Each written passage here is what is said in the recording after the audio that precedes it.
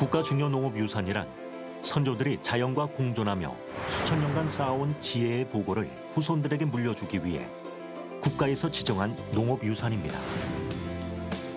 2019년 현재 총 15개 농업이 국가 중요 농업유산으로 지정되어 있는데 이는 전통 농업 시스템의 가치를 보존하고 관리하기 위함입니다.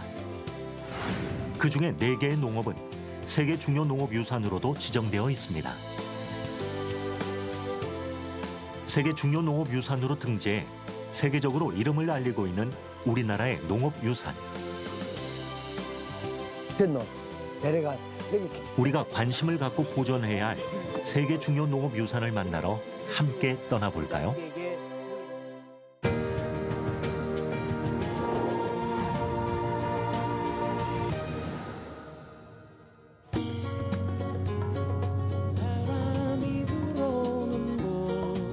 전남 완도에서 19.2km 떨어진 다도의 최남단 섬 청산도. 넓게 펼쳐진 푸른 바다와 푸른 산의 아름다움, 섬 고유의 전통 문화를 느낄 수 있는 곳이죠.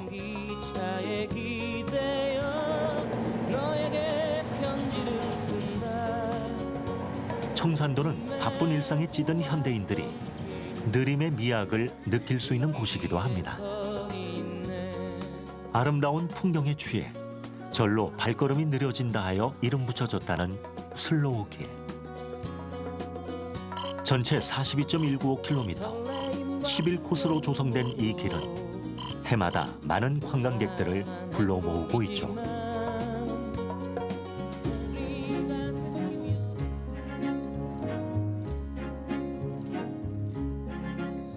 이 슬로우 길을 걷다 보면 세계적으로 이름을 떨치고 있는 살아있는 유산이 있습니다. 바로 청산도의 살아있는 유산, 구들장 논입니다.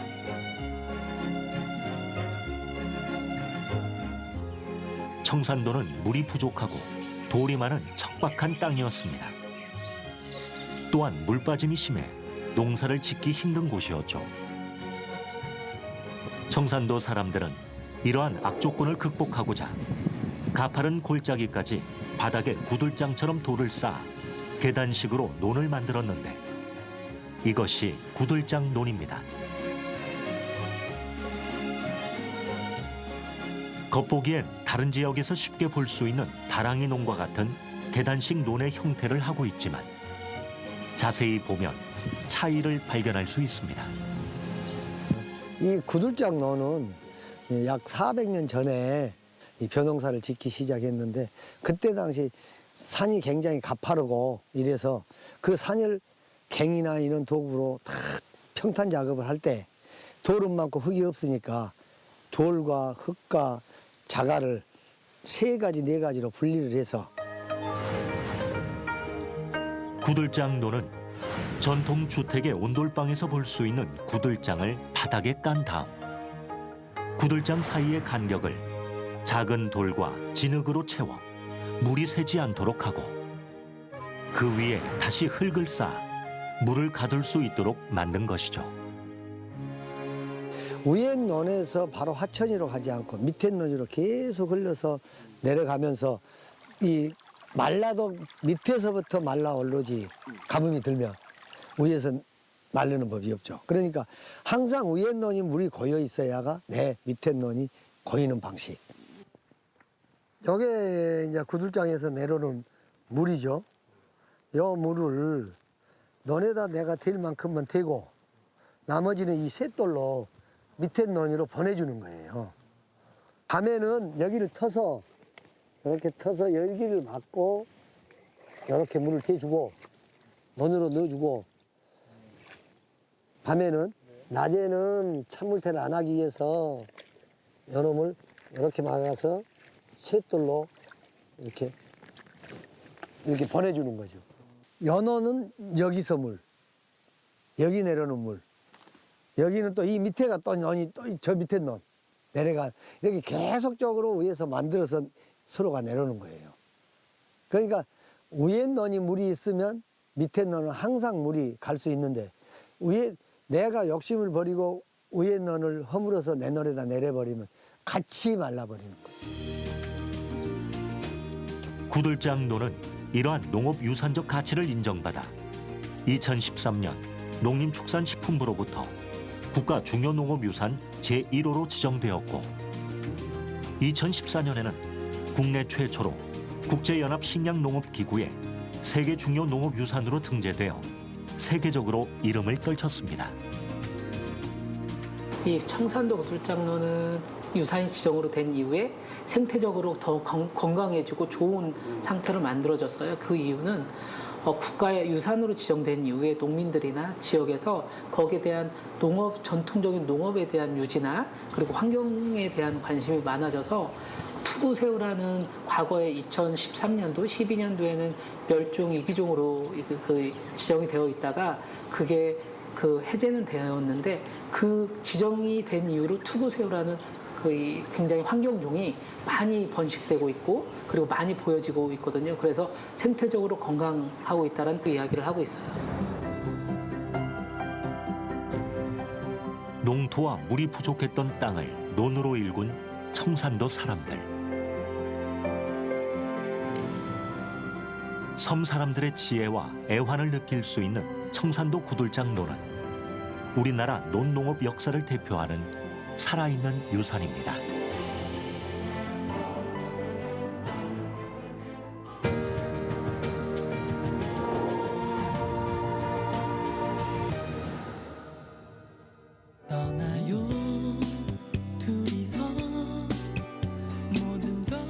우리나라 최남단, 최대의 섬, 아름다운 섬 제주도. 옛부터 제주는 돌, 바람, 여자가 많다해서 삼다도라 불렸죠. 그중 돌로 인해 만들어진 제주의 아름다운 유산이 있습니다. 검은색 현무암이 1만 리에 걸쳐 끊임없이 이어지며 흘러가는 모습이 마치 흑룡을 닮았다고 해 흑룡만리라고도 불리는 제주 밭담이 바로 그 주인공입니다. 밭담이란 쉽게 말해 밭의 경계를 두고 있는 담을 말합니다.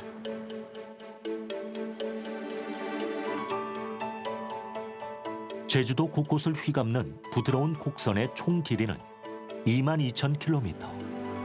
지구 둘레 반바퀴가 넘습니다. 조상들 막 대대로 내려온 거니까 지금까지는 우리가 5대체는 한디 그 나머지는 또 이제 어떻게 되는지 모르지. 걔네 몇백 년이 뭐야 이게 하여 제주도 생긴 후제는 무조건 이렇게 만들었다고 볼 수 있는 거예요 이거는. 제주 밭담은 고려시대로 거슬러 올라가 무려 1000년이 넘는 오랜 역사를 갖고 있습니다.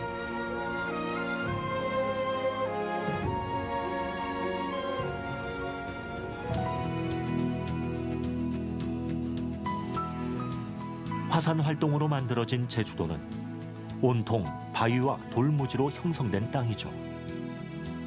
대부분의 지역에서는 땅을 조금만 일구면 돌이 나옵니다. 제주의 돌은 주민들에게 원망의 대상이었고 끝없이 극복해야 하는 자연이었습니다. 농사를 짓기 위해 돌을 파내야 했고 농민들은 밭에서 나오는 돌들을 밭 여기저기에 쌓아 올렸습니다. 그렇게 밭담이 만들어진 것이죠.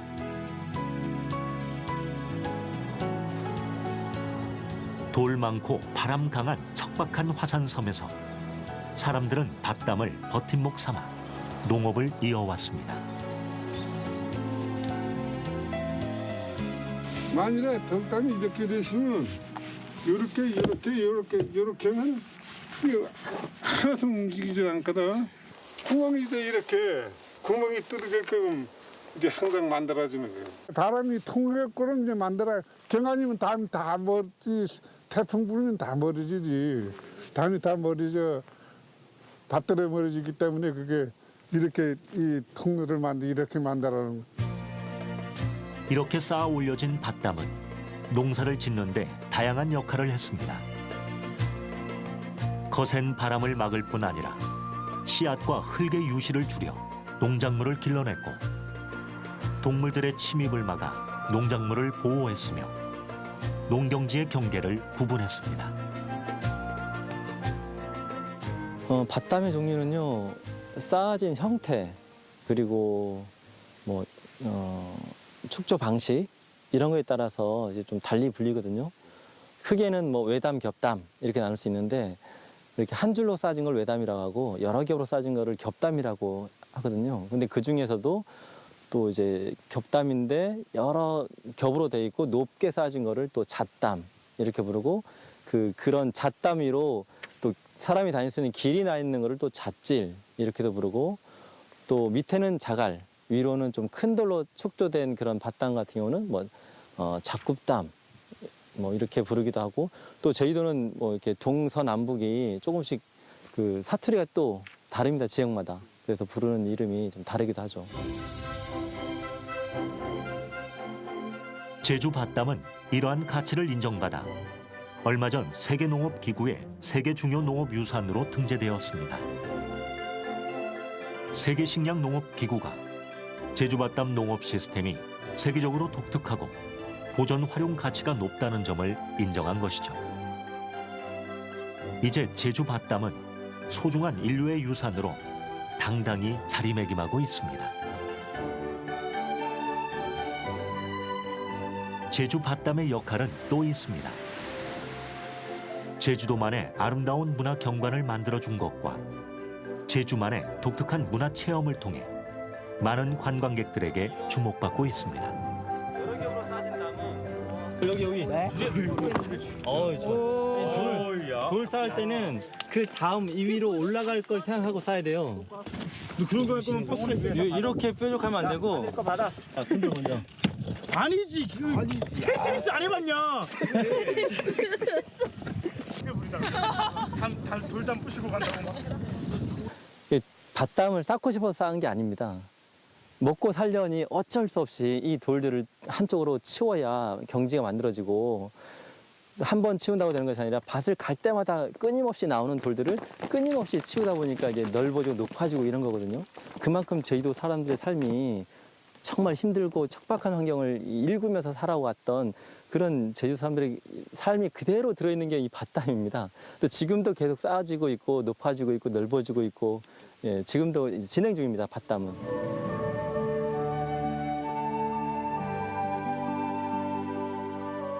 제주 밭담을 끼고 걷다 보면 척박한 자연 환경과 맞서 싸운 제주인의 지혜와 애환이 느껴집니다. 사람과 자연이 더불어 살아온 제주의 역사를 품고 있는 밭담. 농업을 지켜온 버팀목을 넘어 제주의 아름다운 풍광을 만들어내는 밭담을 우리가 함께 지켜나가야 할 것입니다.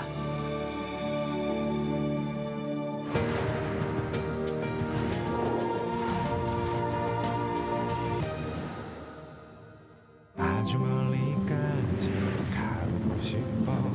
그곳에서 전라북도 장수군 팔공산에서 발원한 섬진강 물줄기가 굽이굽이 흘러갑니다. 얼마나 더 먼 곳을 바라볼 수 있을지. 작은 물병 섬진강의 오른쪽에는 지리산이 낮고 섬진강이 기른 땅이라 불리는 경상남도 하동이 자리하고 있습니다. 언덕을 넘어 숲길을 헤치. 가파른 산길을 따라 올라서면 상기슭을 따라 군락을 이루고 있는 하동의 자랑이 모습을 드러냅니다. 아름다운 풍광을 자랑하는 하동 야생 녹차밭입니다.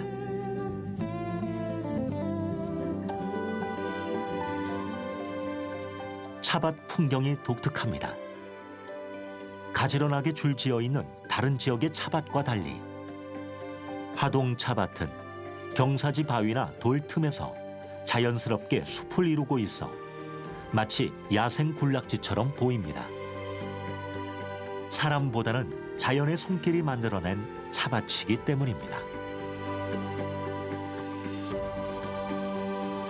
야생차라는 게 말 그대로 야생이라는 거는 우리가 관리하지 않고 재배하지 않고 자연스럽게 키운 차가 야생차인데요.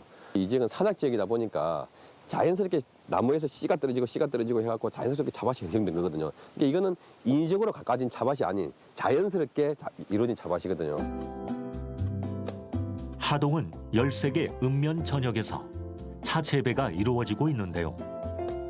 그 중에서도 지리산 줄기를 따라 마을을 이루고 있는 이곳 화계면은 1200년 전 국내 최초로 중국에서 차가 도입되어 재배된 지역이기도 합니다.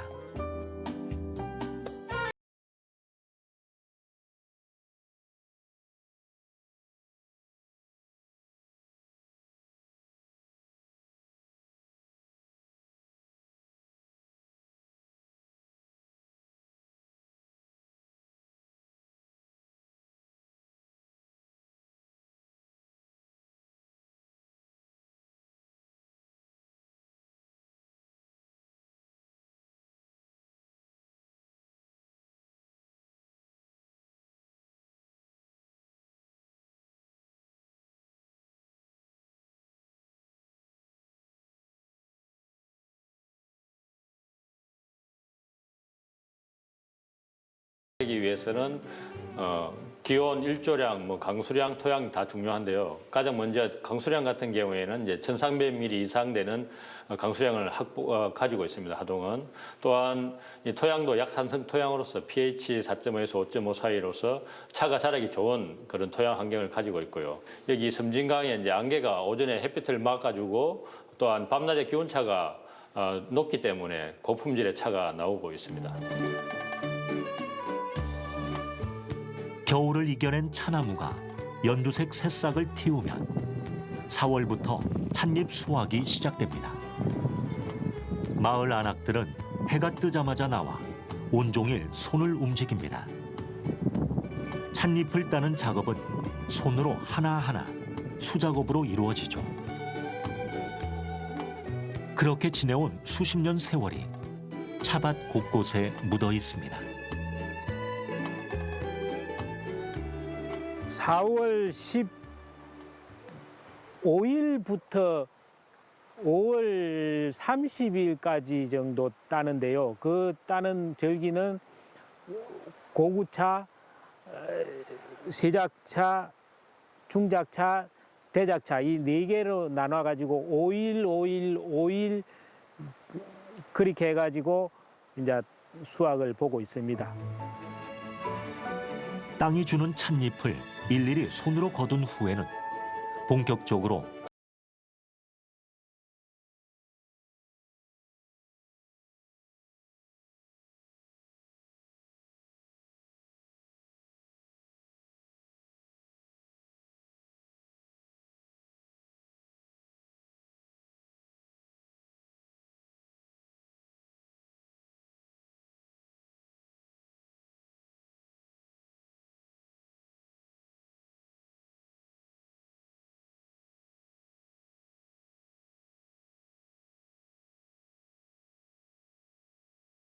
차밭에서 나오는 찻잎을 일일이 하나씩 따서 그걸 덕금솥에다 덮어서 그다음 가공을 해갖고 저희들이 그냥 가정에서 그 상비약으로 이렇게 먹다시피 했거든요. 그러다 보니까 그 기술이 아직까지 남아 있고 지금도 그 기술을 그대로 해서 덕금차 방식으로 차를 만들어내고 있습니다. 그래서 전통 방식을 아직도 고집하고 있습니다. 저희 지역은. 1000년이 넘는 오랜 세월 이어져 내려온 하동의 전통차 농업은 그 가치를 인정받아 2015년 국가중요농업유산 제6호로 지정된 데 이어 2년 만인 2017년 세계중요농업유산으로 등재되었습니다. 중국의 푸얼 전통차 농업, 제스민과 차 문화, 일본의 시즈오카 차 농업에 이어 세계에서 4번째로 차 관련 농업유산으로 선정된 것입니다. 하나는 경관적인 가치에 대한 독특함, 그리고 그걸 수작업을 경사지에서 굉장히 극경사지에서 따는 채취를 하는 그런 채취, 그리고 그걸 차잎을 덮어서 만드는 그 덮는 기술, 이런 것들의 가치가 부여를 받은 거죠. 저도 우리 선조한테 받았듯이 이것을 훼손하지 않고 있는 그대로 우리 자식에게 물려주는 것이 제 큰 농업입니다.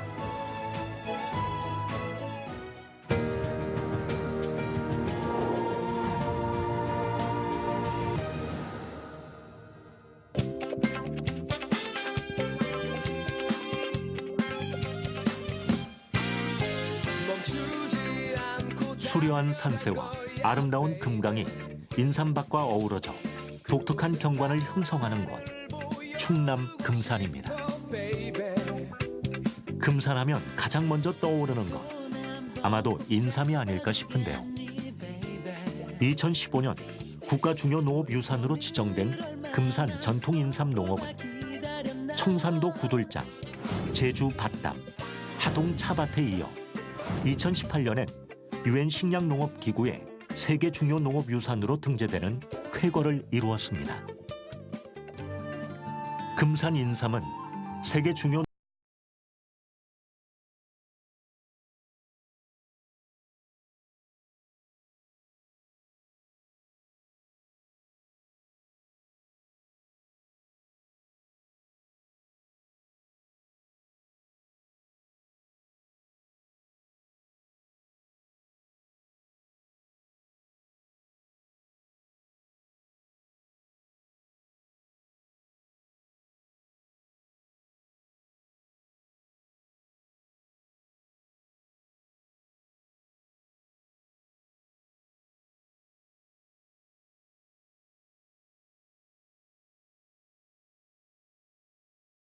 이상을 차지하고 있어 인삼 재배에 적합한 환경을 가지고 있습니다.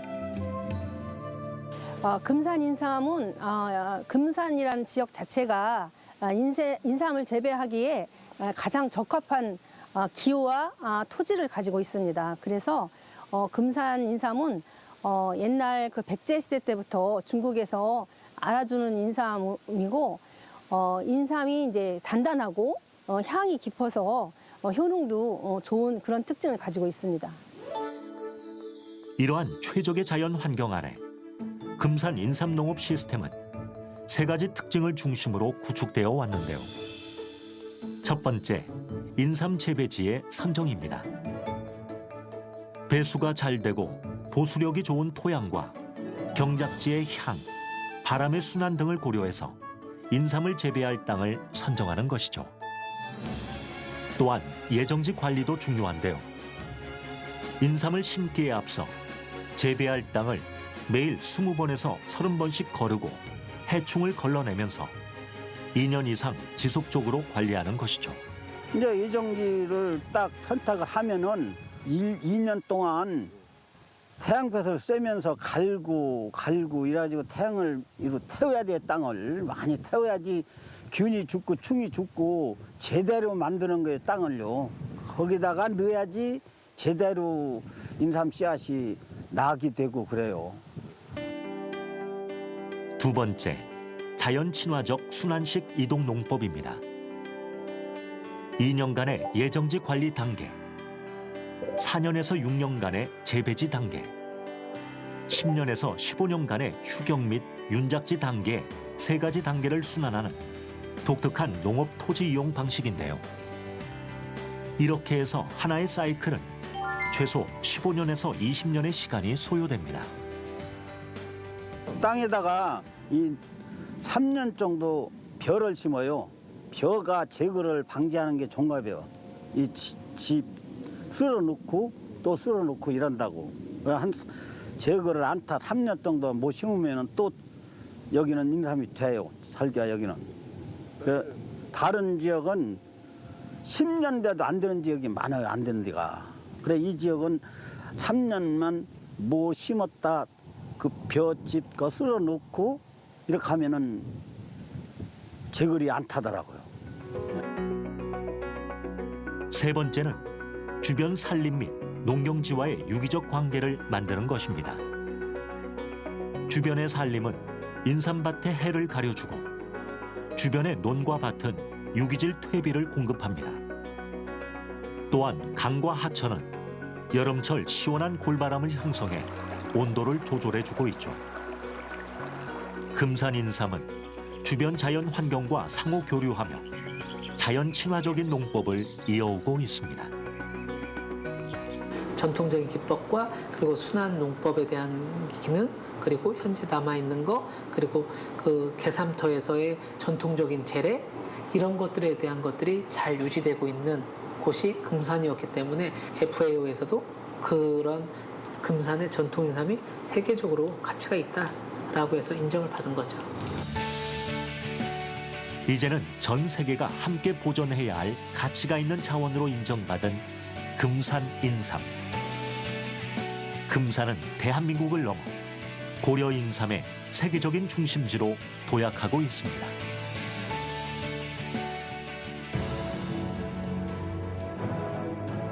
세월이 흐르고 사회가 발전하며 우리의 농촌은 효율성 중심으로 개발되어 왔습니다. 하지만 이로 인해 우리의 소중한 농업 유산이 방치되고 소멸될 위기에 처하게 됐죠. 이러한 때 세계 중요 농업 유산으로 지정된 우리의 자랑스러운 농업 유산. 그 가치와 우수성에 주목하며 우리 모두가 지켜나가야 할 때입니다.